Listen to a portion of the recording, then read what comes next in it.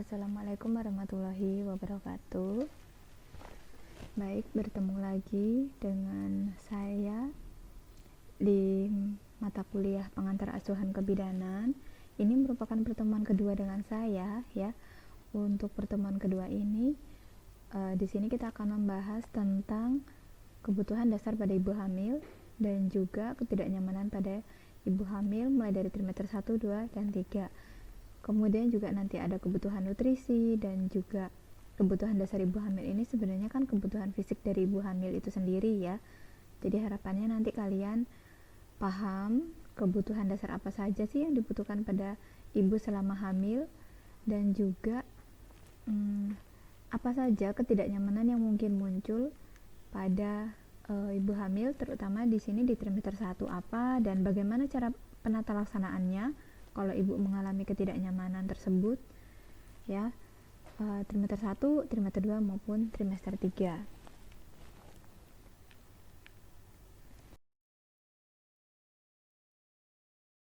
Ini adalah kebutuhan fisik pada ibu hamil. Jadi kebutuhan dasar atau kebutuhan fisik pada ibu hamil itu banyak sekali ya. Dan ini memang harus dipenuhi ya, agar ibu tersebut bisa menjalani kehamilannya dengan nyaman ya, dengan bahagia.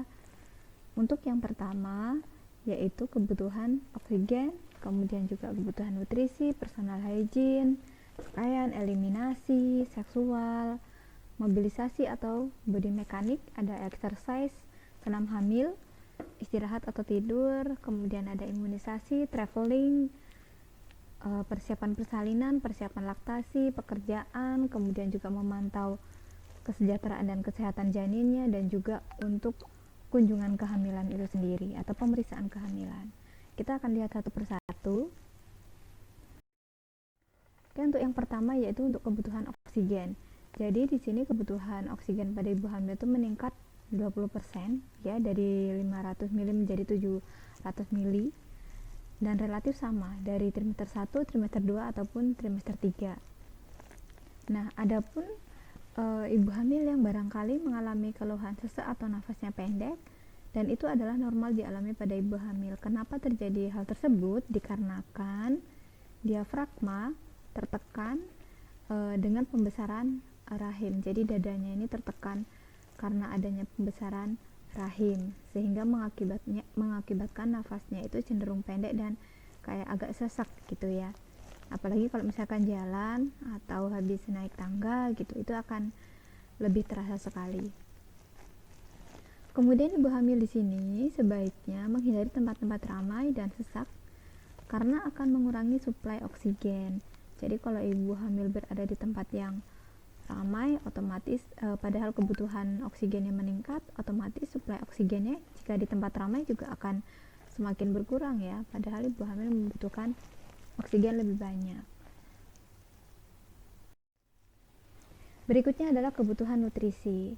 Seperti yang direkomendasikan oleh para ahli gizi, ibu hamil di sini dengan berat badan yang normal itu harus mengkonsumsi nutrisi trimester 1 yaitu 1800 kalori, kemudian trimester 2 2200 kalori, dan juga trimester 3 2400 kalori.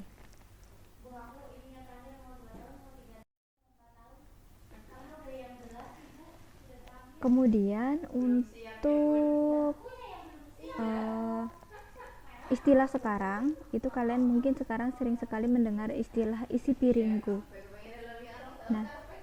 Nah, di sini isi piringku ini merupakan program untuk gizi seimbang ya.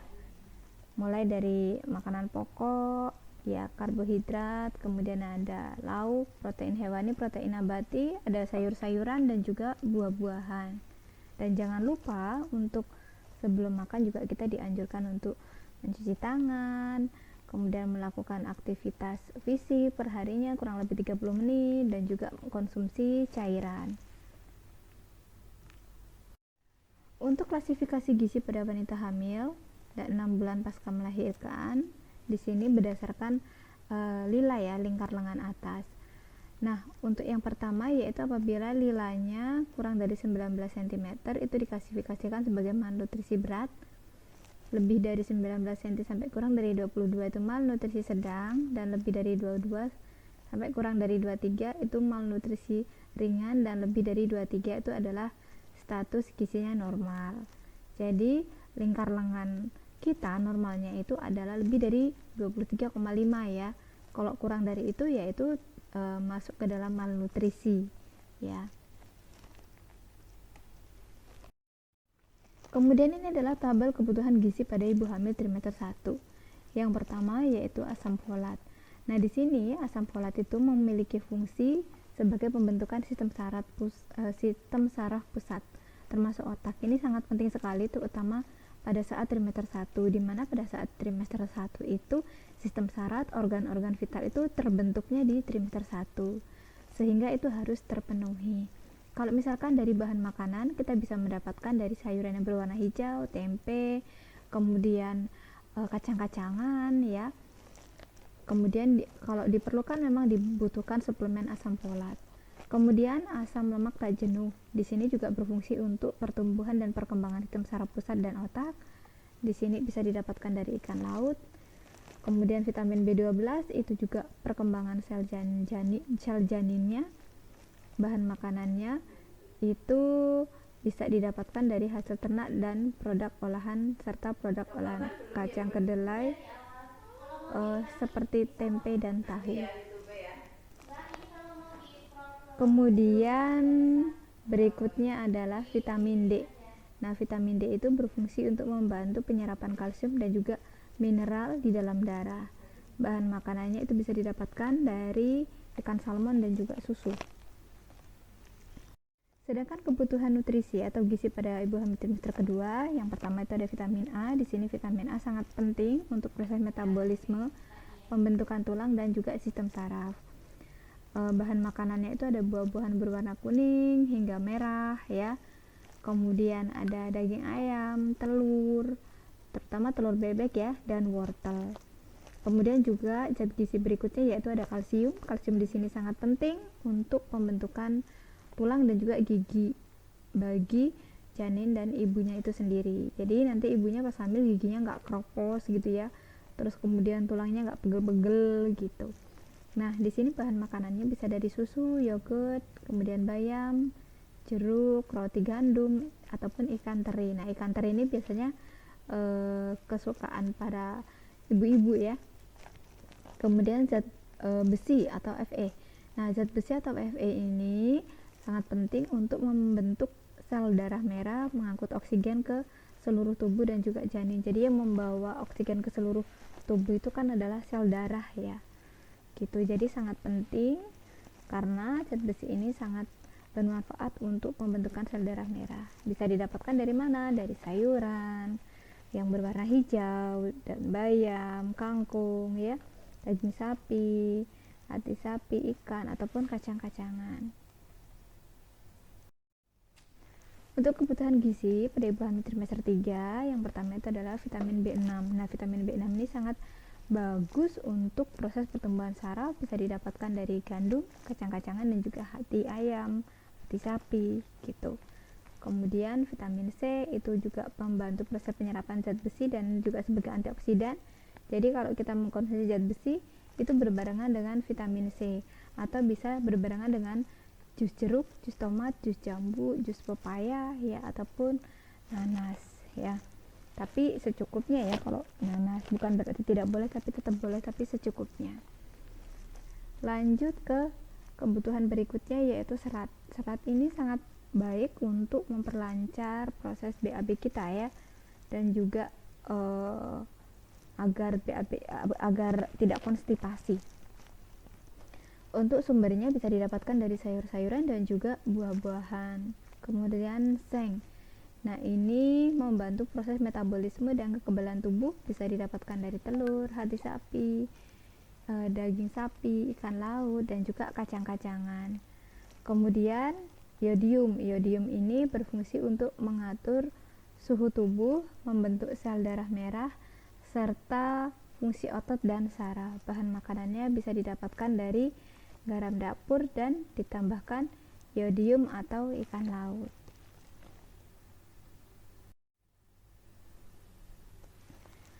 Nah, di sini untuk trimester 1 ini tadi ada asam folat, asam lemak tak jenuh, B12 dan vitamin D. Terutama untuk yang asam lemak tak jenuh itu ikan-ikanan itu sangat penting ya. Jadi ikan laut terutama ya. Ikan laut itu sangat penting dan diharapkan sih yang sedang hamil trimester 1 tetap mau mengkonsumsi ikan laut. Kemudian ini yang untuk trimester kedua, trimester ketiga tadi.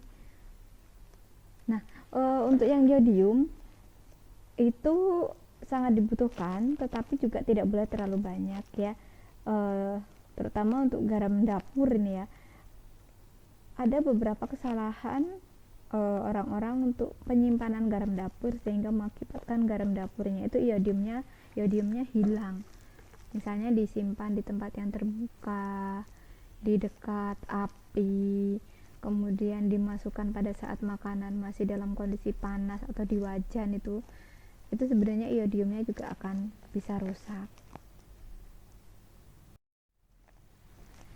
Nah, yang tidak kalah penting yaitu ketika seorang ibu hamil harus mengetahui indeks massa tubuhnya, sehingga nanti kita bisa merencanakan, oh ibu hamil ini kenaikan berat badannya selama hamil harus berapa kilo ya, jangan sampai melebihi yang seharusnya karena nanti itu akan mengakibatkan obesitas. Nah, kalau obesitas pada ibu hamil itu resikonya akan lebih banyak dibandingkan yang lainnya gitu, yang dibandingkan dengan kondisi normal.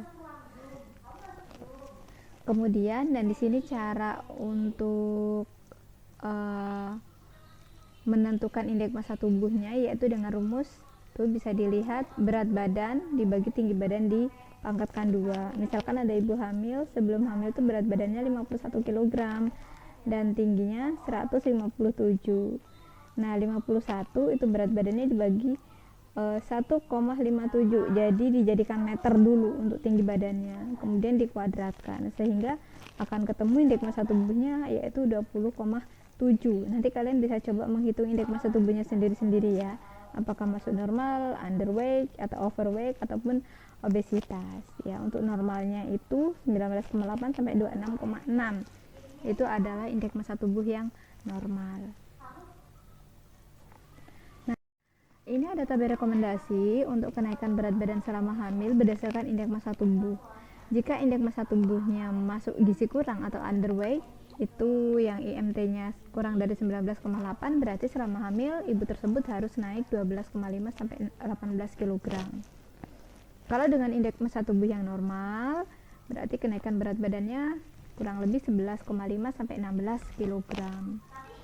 Kalau gizinya lebih atau overweight dengan indeks massa tubuh lebih dari 26 sampai 29, berarti kenaikan berat badannya 7 sampai 11,5 kg.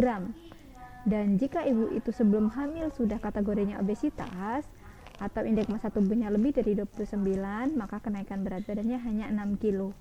Tidak boleh lebih dari itu. Kenapa? Karena ibu tersebut sudah dalam kondisi obesitas. Karena ketika ibu dengan kondisi obesitas kemudian hamil, maka komplikasi yang dapat muncul juga akan lebih banyak. Misalnya ada preeklamsi, hipertensi gitu ya, yang akan muncul ketika ibu hamil tersebut mengalami obesitas. Kemudian kebutuhan berikutnya yaitu personal hygiene.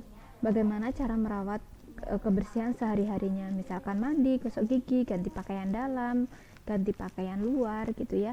Tentunya ibu dalam sehari itu harus mandi minimal 2 kali sehari. Begitu juga untuk menggosok gigi dan mengganti pakaian. Dan pastikan mengganti pakaian dalam itu ketika dirasa sudah lembab atau basah harus segera diganti. Tidak perlu nunggu waktu mandi sore baru ganti gitu ya. Kemudian menjaga kebersihan genital dan juga pakaian dalamnya.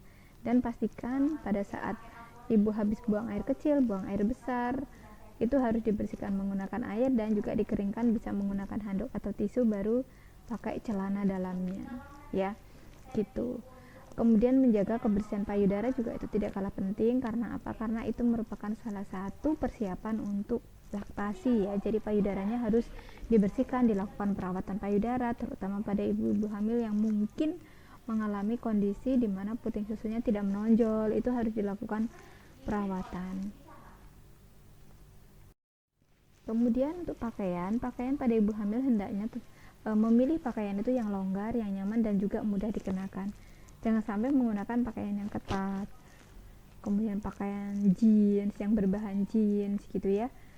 Dan juga gunakan bra sesuai dengan ukuran payudara dan mampu menyangga seluruh payudaranya. Jangan pakai yang kekecilan ya. Kemudian tidak menggunakan sepatu dengan hak tinggi, sepatu berhak rendah baik untuk punggung dan postur tubuh, dan juga dapat mengurangi tekanan pada kakinya sehingga ibu tidak akan mengalami yang namanya nyeri punggung, kemudian nyeri pada kakinya. Ini ya, pakainya yang flat shoes aja ya, pakai yang sendalnya juga yang tidak berhak. Eliminasi itu BAB dan buang air besar dan buang air kecil ya. Di sini sering buang air kecil itu disebabkan karena kandung kemihnya itu tertekan, karena adanya pembesaran rahim. Kalau misalkan pada trimester 1 tuh ya, kalau trimester 2 itu hilang karena uterus keluar dari rongga panggul. Jadi keluhan sering kencingnya ketika trimester 2 itu akan hilang. Karena apa? Karena rahim itu sudah keluar dari rongga panggul dan akan muncul lagi ketika trimester ketiga. Hal itu disebabkan karena janin tersebut sudah masuk ke rongga panggul lagi, karena kan sudah turun ya, bagian terendahnya itu sudah turun. Sedangkan BAB di sini apabila ibu-ibu mengalami konstipasi itu disebabkan karena tonus ototnya menurun karena adanya pengaruh hormon, dan juga selain itu juga karena ibu mengkonsumsi tablet tambah darah. Karena salah satu efek samping dari tablet tambah darah adalah ibu akan mengalami konstipasi. Nanti di sini bagaimana cara mengatasi konstipasi, nanti ada cara-caranya.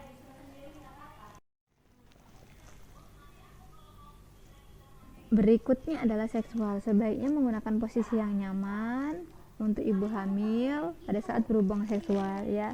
Bila perlu menggunakan kondom ya untuk mencegah sperma masuk ke rahim. Karena apa? Karena berbahaya ketika sperma itu masuk ke rahim terutama pada trimester 1. Karena bisa mengakibatkan abortus. Dan juga frekuensinya dilakukan yang wajar ya, 2-3 kali per minggunya, tidak boleh terlalu sering juga ya. Nah di sini koitus tidak dihalangi kecuali jika memang ibunya mempunyai riwayat abortus, perdarahan pervaginan dan ketuban pecah dini. Itu harus benar-benar hati-hati pada saat berhubungan seksual di masa kehamilan. Mobilisasi atau exercise ini diperlukan juga ya. Apabila ibu akan bekerja ya, tentunya bekerjalah seperti biasanya. Yang perlu diperhatikan adalah istirahat yang cukup dan makan yang teratur. Kemudian jangan lupa juga untuk melakukan pemeriksaan kehamilan secara teratur sesuai yang sudah dijadwalkan. Apabila mau melakukan bepergian, tentunya jangan bepergian terlalu lama dan juga melelahkan ya. Duduk yang lama di sini statis vena menyebabkan tromboflebitis dan juga kakinya bengkak, misalkan naik bis sehari semalam gitu ya, berada di dalam kendaraan yang terlalu lama dengan posisi duduk yang lama gitu, itu akan bisa mengakibatkan infeksi pada kakinya ya, pembuluh darah kakinya. Jangan lupa juga untuk exercise di sini, senam hamil, yoga, pilates ya. Kelas-kelas ibu hamil seperti itu harus diikuti oleh ibu ya. Tidak hanya sekedar jalan-jalan di pagi hari gitu, olahraganya jalan-jalan, tetapi juga harus mengikuti kelas-kelas ibu hamil. Relaksasi dan beristirahat itu juga sangat diperlukan saat ibu menjalani proses kehamilan ya. Misalnya dengan relaksasi, salah satunya dengan mengikuti kelas yoga, karena dengan mengikuti kelas yoga itu kita akan dianjurkan untuk bernafas secara teratur ya, kemudian pemusatan pikiran, kemudian gerakannya tidak yang terlalu berat, kemudian juga bisa mengurangi rasa sakit pada saat bersalin, Dan juga istirahat tentunya tidur malam kurang lebih 8 jam dan tidur siang kurang lebih 1 jam. Itu sudah dijadwalkan gitu ya. Kemudian untuk relaksasi lainnya, ibu hamil bisa mendengarkan musik, jenis musik disesuaikan dengan seleranya, tentunya musik-musik yang memang tidak keras gitu ya, misalkan musik klasik atau mendengarkan instrumen relaksasi, musik yang religi gitu ya, atau yang sholawatan sesuai dengan yang diinginkan ibunya. Kemudian jangan lupa untuk bermeditasi dan juga berolahraga, karena dengan meditasi dan olahraga itu akan menenangkan pikiran ya. Tentunya pemikiran akan terpusat dengan kesejahteraan dan kesehatan janin ya, dan ini bisa mengatur emosi dalam mempersiapkan proses persalinan. Kemudian jika diperlukan juga bisa relaksasi dengan dipijat ya, untuk mengusir kelelahan fisik, memperlancar peredaran darah dan menghilangkan ketegangan pikiran. Pemijatan tentunya ini di sini dapat dilakukan pada leher, kaki dan kepala, hindari pada daerah perut ya. Traveling ini kayaknya ini paling suka ini ibu-ibu ini, jalan-jalan ya. Perjalanan jauh yang dianggap cukup aman dilakukan pada usia kehamilan 24 minggu atau ketika kehamilan itu sudah memasuki usia 6 bulan ya, karena kalau kurang dari itu justru akan membahayakan kondisi ibu dan janinnya. Dan jika traveling tersebut usahakan menggunakan kendaraan atau mobil pribadi ya. Karena apa? Karena bisa berhenti setiap saat sesuai dengan yang kita inginkan. Buatlah rencana berhenti tiap jam untuk meregangkan badan agar sirkulasi darahnya juga lancar, dan pastikan menggunakan sabuk pengaman.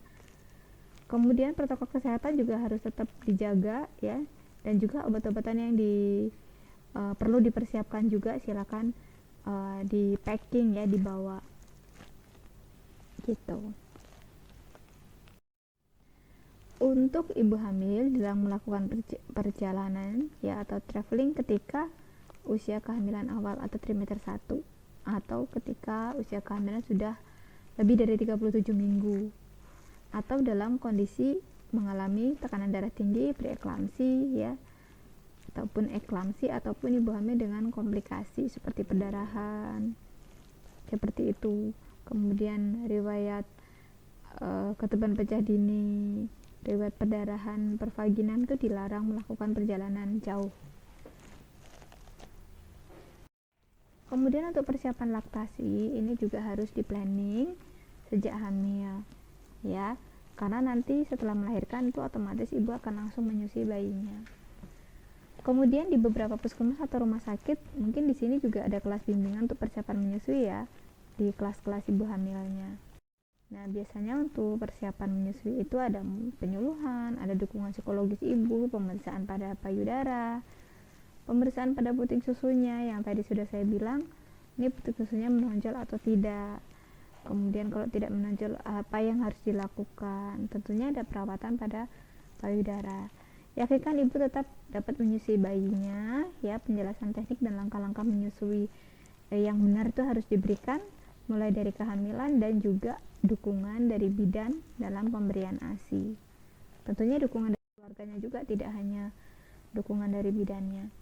Kemudian apabila ibu bekerja di rumah atau ibu rumah tangga, pekerjaan rutin dapat dilaksanakan seperti biasanya, bekerja sesuai dengan kemampuan, jangan dipaksakan. Jika memang sudah lelah ya beristirahat. Kemudian makin dikurangi seiring bertambahnya usia kehamilan. Jadi makin dikurangi itu bekerjanya di rumah yang nyapu, ngepel setiap hari itu dikurangi sesuai dengan bertambahnya usia kehamilan gitu ya. Kemudian harus dibantu ya, melaksanakan pekerjaan rumah tangganya itu harus dibantu. Wanita bekerja di luar rumah, wanita hamil boleh bekerja tetapi jangan terlalu berat, dan istirahat senyaman mungkin. Selama hamil perhatikan hal-hal yang membahayakan kehamilan, dan itu harus dihindari. Beritahu tanda-tanda persalinan di kehamilan trimester 3. Jangan lupa juga untuk memantau kesejahteraan janin, kesehatan janinnya dengan melakukan pemeriksaan kehamilan. Pemeriksaan kehamilan rutin ini kalau di programnya di Indonesia itu masih minimal 4 kali ya selama hamil. Tapi lebih dari itu bagaimana ya, lebih baik ya. Kemudian USG juga diperlukan ya. Kemudian memantau kesejahteraan janin. Gerakan janin itu bisa dilakukan sendiri oleh ibu ya, dengan merasakan gerakan janin pada saat di rumah. Itu kan seorang ibu bisa merasakan gerakan janin, itu harus dipantau. Karena kalau tiba-tiba ibunya tidak bisa merasakan gerakan janin, tentunya kan itu sudah mengarah ke tanda-tanda patologi kan gitu.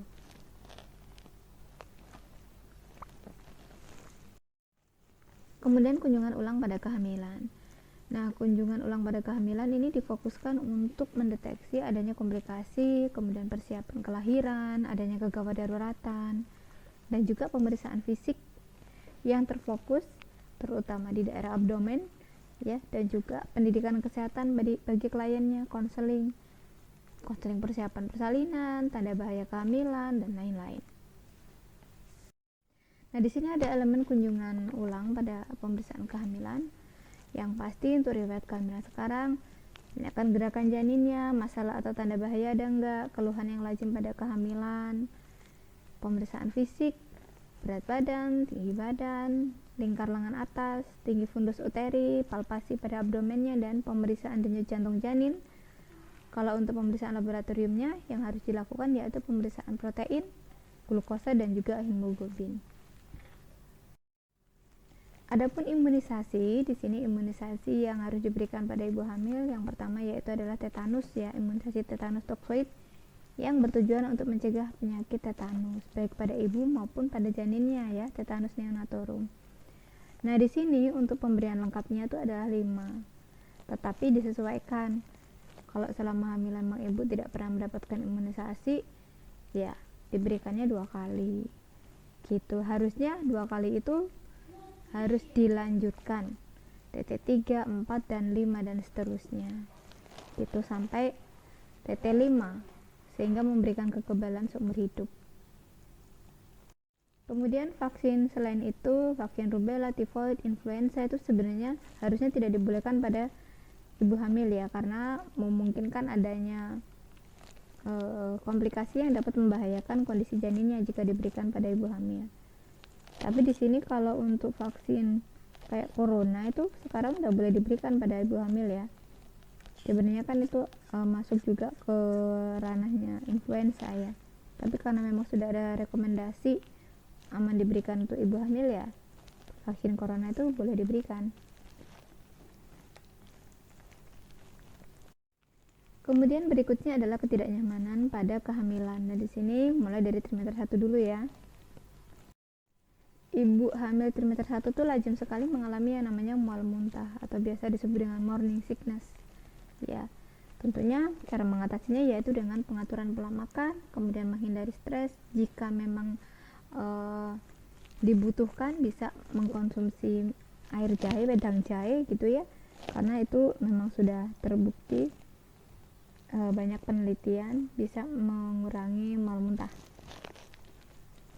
Kemudian hindari kopi, kafein, tembakau, ataupun alkohol. Mengkonsumsi vitamin B6 juga menjadi salah satu cara untuk bisa mencegah terjadinya mual muntah. Hipersaliva itu jeleh gitu ya, kalau bahasa awamnya. Jadi air liurnya itu berlebihan. Cara mengatasinya bisa dengan menyikat gigi, berkumur, ataupun menghisap permen yang mengandung min, yang rasanya min. Pusing, tentunya harus istirahat dan tidur teratur ya. Kemudian menghilangkan stres, mengurangi aktivitas dan menghemat energi. Jangan aktivitas seharian tanpa istirahat. Dan juga perlu juga dikolaborasikan dengan dokter kandungan atau dengan bidan untuk mendeteksi apakah pusingnya itu disebabkan karena tekanan darah tinggi atau disebabkan karena anemia, kan juga bisa. atau karena tekanan darahnya rendah, itu juga bisa. Mudah lelah. Yang harus dilakukan yaitu melakukan pemeriksaan kadar zat besi, di pemeriksaan kadar hemoglobin ya, HB diperiksa, menganjurkan ibu untuk istirahat, terutama di siang hari. Malam hari kan juga sudah pasti istirahat, tapi di siang hari juga harus istirahat.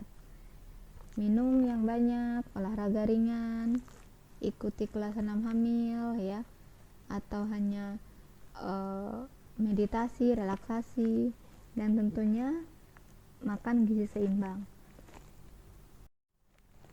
Kemudian peningkatan frekuensi berkemih seperti yang tadi sudah disampaikan di awal ya, karena ada penekanan pada kandung kemihnya. Bisa latihan senam Kegel, menganjurkan ibu buang air kecil secara teratur ya, jangan ditahan, dan hindari menggunakan pakaian yang ketat. Konstipasi atau kesulitan buang air besar tadi ya, karena mengkonsumsi zat besi salah satu faktornya. Tentunya penata laksananya harus dengan makan makanan yang berserat, sayur dan buah, penuhi kebutuhan cairan, dan jika memang mau menggunakan obat-obatan farmakologi itu harus dikonsultasikan dengan dokter. Misalkan mau menggunakan obat-obat pencahar, itu harus dikonsultasikan dengan dokter terlebih dahulu.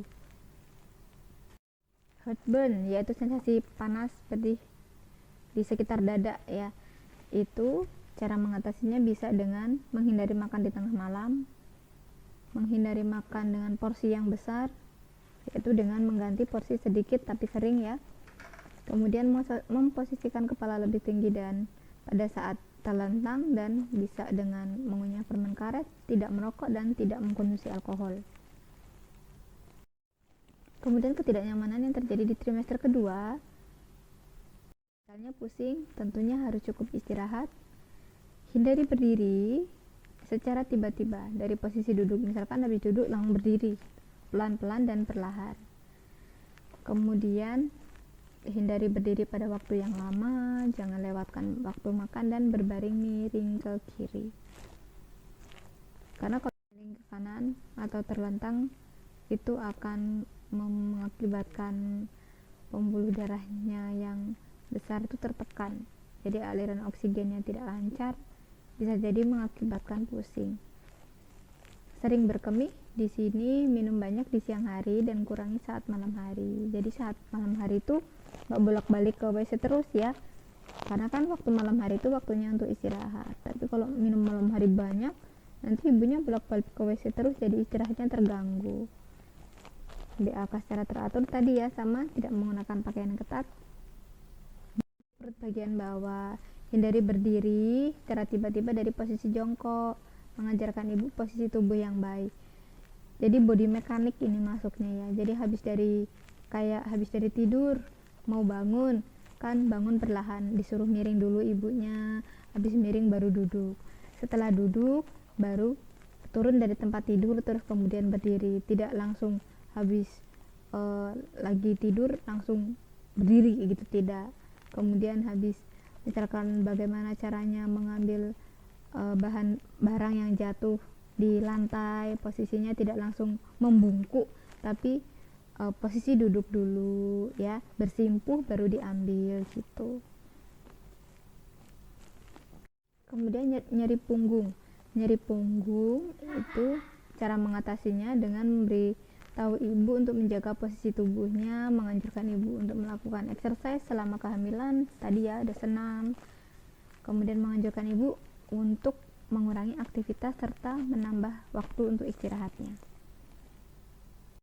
Flek hitam pada wajah selama kehamilan atau disebut dengan kolosografi darum atau hiperpigmentasi di bagian-bagian tertentu daerah perut di sekitar payudara itu mengalami hiperpigmentasi atau lebih gelap warnanya. Anjurkan ibu menggunakan lotion, menggunakan bra dengan ukuran yang lebih besar, jangan jangan yang kekecilan gitu ya, diet seimbang, dan gunakan pelembab kulit. Kemudian sekret vagina berlebihan atau banyak keputihan, mengganti celana dan bra bila sudah basah atau lembab ya. Kemudian memelihara kebersihan alat reproduksinya. Gitu, kalau lembab ya dibersihkan menggunakan air, ganti pakaian dalam yang baru gitu. Konstipasi ya, sama seperti yang tadi, makan berserat, kebutuhan cairan, dan juga olahraga teratur. Penambahan berat badan memberikan contoh makanan yang baik dikonsumsi seperti yang tadi, yang isi piringku. Ada karbo, protein, hewani nabati, sayur, buah, ya. Kemudian juga jangan lupa untuk menghitung asupan kalori pada ibu hamil, jangan sampai berlebihan ya. Gerakan janin. Nah, ini penting sekali, ibu-ibu harus tahu ya bagaimana cara mendeteksi gerakan janin.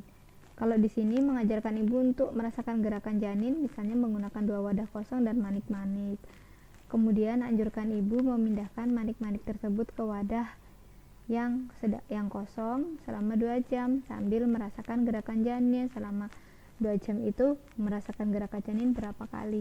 Atau cara gampangnya, pada saat ibu istirahat, minta ibu untuk tidur, istirahat.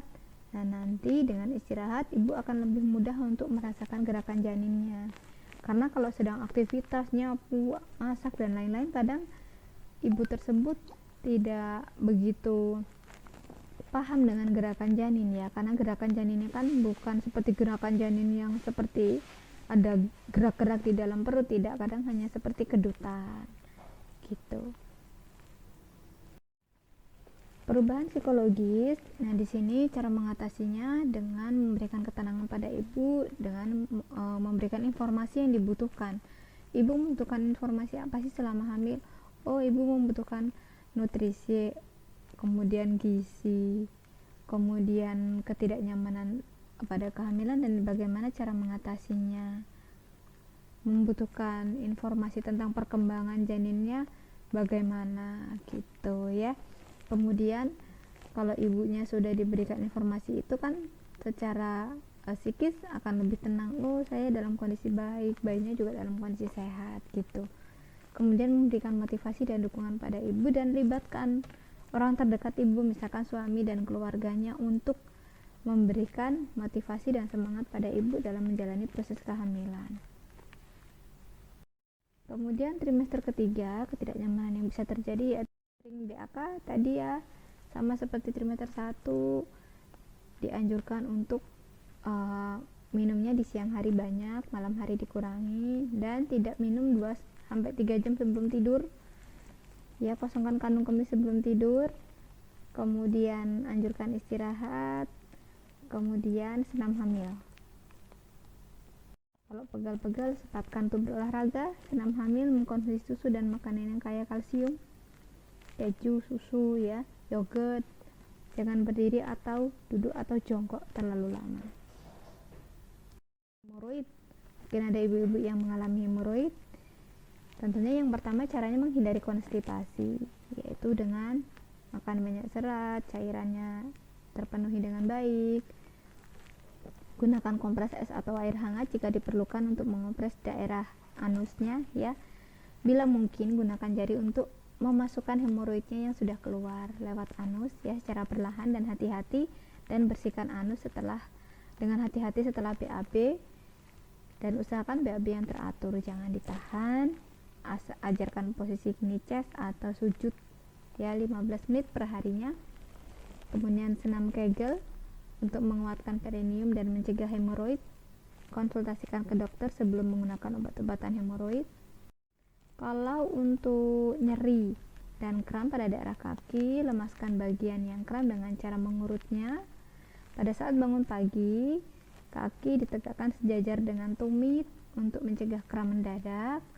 Meningkatkan asupan kalsium dan cairan, air putih, senam, istirahat cukup, dan latihan nafas melalui senam hamil. Kalau untuk yang gangguan pernafasan, ikuti kelas-kelas yang memang memfokuskan untuk latihan pernafasan dan relaksasi, senam hamil, yoga gitu ya. Kemudian tidur dengan bantal yang tinggi, makan tidak terlalu banyak, dan konsultasikan jika memang ada kelainan atau asma. Odem atau bengkak itu kita bisa atasinya dengan meningkatkan periode istirahat dengan berbaring posisi miring kiri, meninggikan kaki bila duduk ya, atau berbaring, bisa kakinya diganjel bantal ya, lebih tinggi dari kepala tentunya. meningkatkan asupan protein, menganjurkan ibu mengkonsumsi cairan yang cukup 8 gelas minimal per harinya untuk membantu proses BAK-nya secara normal ya. Kemudian menganjurkan ibu untuk berolahraga. Kemudian yang terakhir yaitu penurunan libido atau hasrat untuk berhubungan seksual ya. Informasikan kepada pasangan bahwa itu adalah hal yang normal karena dipengaruhi oleh hormon estrogen dan kondisi psikologis. Menjelaskan pada ibu dan suami untuk mengurangi frekuensi berhubungan seksual selama masa kritis ya, misal jika memang ditemukan adanya masalah terutama tadi ya trimester 1, ataupun jika memang ada keluhan-keluhan tertentu seperti adanya ketuban pecah dini, ada perdarahan pervaginam gitu ya. Kemudian menjelaskan pada keluarga perlu pendekatan dengan memberikan kasih sayang pada ibu. Baik, mungkin itu saja yang dapat saya sampaikan untuk kebutuhan dasar pada ibu hamil dan juga adanya ketidaknyamanan pada kehamilan baik trimester 1, trimester 2, trimester 3 dan bagaimana cara mengatasinya. Semoga bisa dipahami dan nanti kalian belajar tidak hanya dari PowerPoint ini saja karena ini hanya informasi-informasi inti ya. Jadi kalian bisa lebih banyak membaca dari buku ataupun kalian bisa searching dari internet. Itu saja yang dapat saya sampaikan, kurang lebihnya saya mohon maaf. Saya akhiri. Wassalamualaikum warahmatullahi wabarakatuh. Selamat belajar ya.